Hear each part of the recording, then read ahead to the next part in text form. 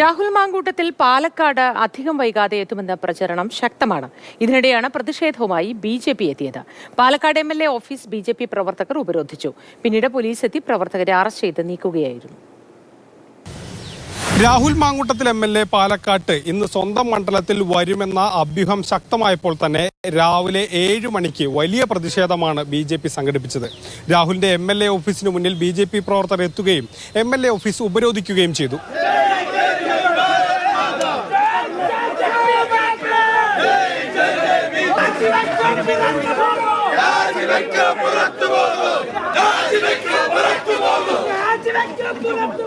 പ്രതീകാത്മകമായി വാട്സപ്പ് ചാറ്റുകളൊക്കെ തന്നെ MLA ഓഫീസിന് മുന്നിൽ വച്ചതിന് ശേഷമാണ് പ്രവർത്തകർ മടങ്ങിയത്. അവരെ പോലീസ് അറസ്റ്റ് ചെയ്ത് നീക്കുകയും ചെയ്തു.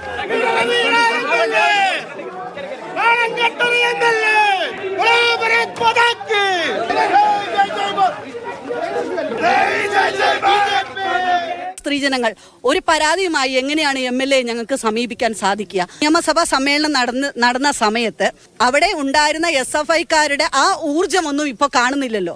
അപ്പൊ അന്ന് ചെയ്ത തെറ്റിന് എങ്ങനെയാണ് ഡൈല്യൂട്ട് ആവുക?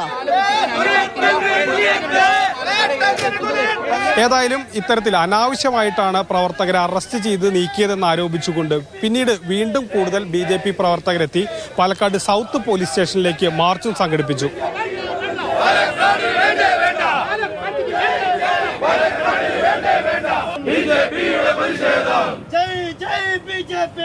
കോൺഗ്രസിന് വേണ്ടാത്ത വിഴുപ്പിനെ പാലക്കാട്ടുകാർ ചുമക്കാൻ തയ്യാറല്ല.